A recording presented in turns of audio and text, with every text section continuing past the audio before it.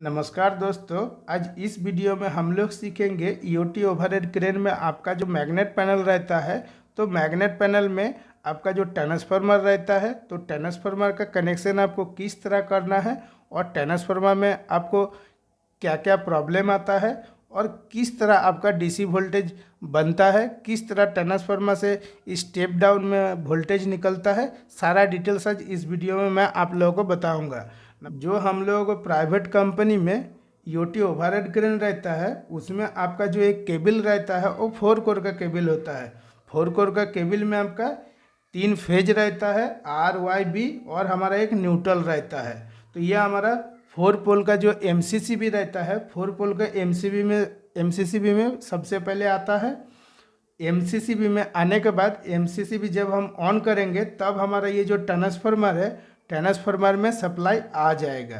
Transformer में दोस्तों RYB तीनों फेज आ जाता है और तीनों फेज आने के बाद आपका यहाँ से आउट होता है। तो ये जो ट्रांसफार्मर है ये हमारा स्टेप डाउन ट्रांसफार्मर है। हम 415 वोल्ट दे रहे हैं और यहाँ से हम आउट कितना लेंगे, 150 वोल्ट भी ले सकते हैं, 155 भी ले सकते हैं और 160 भी ले सकते हैं। इसका दोस्तों कनेक्शन किस तरह रहता है, जैसे RYB हम तीनों फेज सप्लाई दे दिए, तो 415 वोल्ट तो सप्लाई दे दिए हैं। इनपुट में आपका टैप लगा हुआ रहता है। तो टैप हमारा किस तरह काम करता है, जैसे हमको आउटपुट में जो हमारा ये ट्रांसफार्मर से वोल्टेज निकलेगा आपका 150 वोल्ट, 155 वोल्ट या 160 वोल्ट, ये किस तरह निकलता है। जब हम इनपुट सप्लाई 400 देंगे तब हमारा कम निकलेगा, जब हम 415 देंगे तो उससे थोड़ा ज़्यादा निकलेगा, जब 440 देंगे तब उससे थोड़ा ज़्यादा निकलेगा। मैग्नेट पैनल में आपका ट्रांसफार्मर इसी तरह डिजाइन किया हुआ रहता है। तो जब हमारा आउटपुट में थोड़ा सा वोल्टेज ज़्यादा ज़रूरत पड़ता है तो इनपुट पे आपका चेंज करना पड़ता है, तभी आपका आउटपुट में ज़्यादा वोल्टेज मिलता है। दोस्तों इनपुट का कनेक्शन आपको किस तरह करना है, तो जैसे हमारा ये जो R वाला सप्लाई है, R वाला आपका टैप अगर 400 में लगा रहे हैं, तो जब अगर 400 में कनेक्शन कीजिएगा तो आपका क्या करना पड़ेगा दोस्तों, जैसे R वाला अगर 400 में लगाए हैं तो आपको Y वाला भी 400 में लगाना पड़ेगा और B वाला भी 400 में लगाना पड़ेगा। RYB आपका तीनों जो फेज है तो सेम टाइम में आपको करना पड़ेगा और ये मैन्युअली करना पड़ता है, इसमें कुछ ऑटो सिस्टम रहता नहीं है।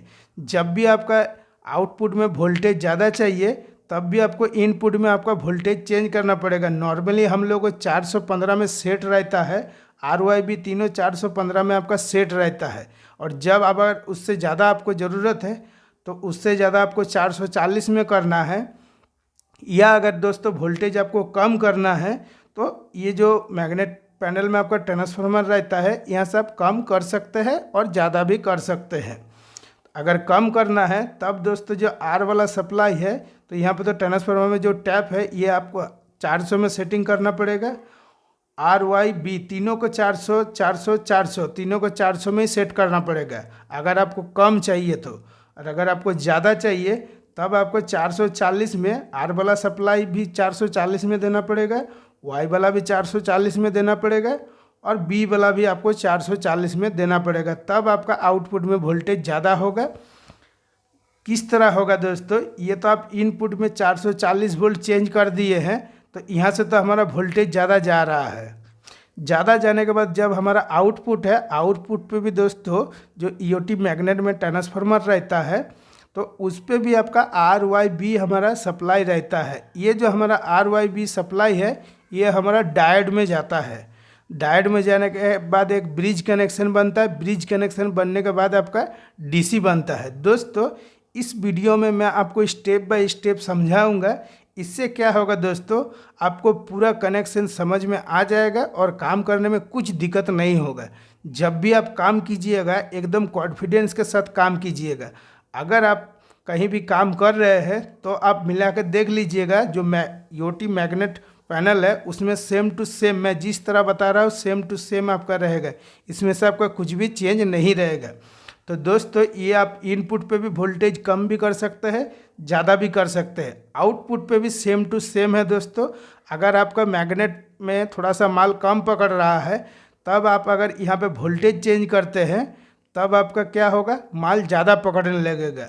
कब पकड़ेगा, जब आप देख रहे का आपका यहाँ से RYB तीनों फेज आपका ठीक है, कोई दिक्कत नहीं है और तीनों फेज आपका ब्रिज में जा रहा है। इससे पहले दोस्तों क्या होता है, जब हमारा ट्रांसफार्मर से आउटपुट होता है RYB, यहाँ पे आपका 3 गो फ्यूज रहता है, या आपका MCC भी रहता है, या आपका MCB रहता है, कुछ भी आपका सेफ्टी के लिए रहता है। ज़्यादातर आपको फ्यूज देखने के लिए मिलेगा।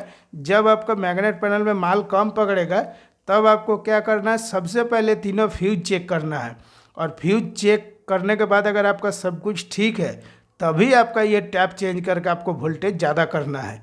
तो दोस्तों आउटपुट में आपको किस तरह चेंज करना है, जैसे आपका R वाला जो सप्लाई है, R वाला टैप अगर आप 150 में लगाए हैं तो बाकी दोनों को भी आपको 150 में करना पड़ेगा। अगर एक 150 में कर दिए और एक को 160 में कर दिए और एक 155 में कर दिए, तब आपका क्या होगा, डायोड साइड में जो ब्रिज है बार बार डायोड आपका ख़राब होगा और आपको पता भी नहीं चलेगा कि किस लिए हमारा डायोड बार बार ख़राब हो रहा है। तो दोस्तों इस चीज़ को आपको ध्यान से करना है।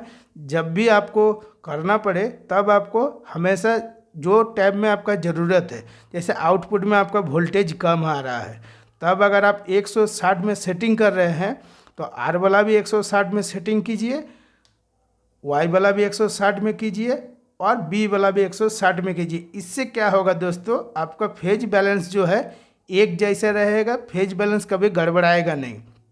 जब दोस्तों चेंज कीजिएगा तो हमारा जो ये 160 है, 160 हमको किस तरह चेक करना है, फेज टू फेज आपका 160 वोल्ट बताएगा, फेज टू ग्राउंड आपका बताएगा 80 वोल्ट। इस चीज़ को दोस्तों इंटरव्यू में हमेशा पूछता है कि जो हमारा आउटपुट वोल्टेज है, आउटपुट वोल्टेज में हमारा फेज टू फेज तो 160 वोल्ट है, तो 240 वोल्ट हमारा किस तरह बनता है। तो यहीं से आपका आंसर मिल जाता है। जो हम फेज टू फेज चेक करेंगे तब हमारा 160 वोल्ट बनेगा और जब फेज टू ग्राउंड चेक करेंगे तब हमारा 80 वोल्ट बनेगा। इस चीज़ को दोस्तों याद करके रखिएगा। उसके बाद दोस्तों इंटरव्यू में ये जो हम आपको बताया कि वोल्टेज किस तरह चेंज करना है, इसके बारे में भी पूछता है। और आपका जो MCC भी है, MCC भी में आपका एक न्यूट्रल रहता है।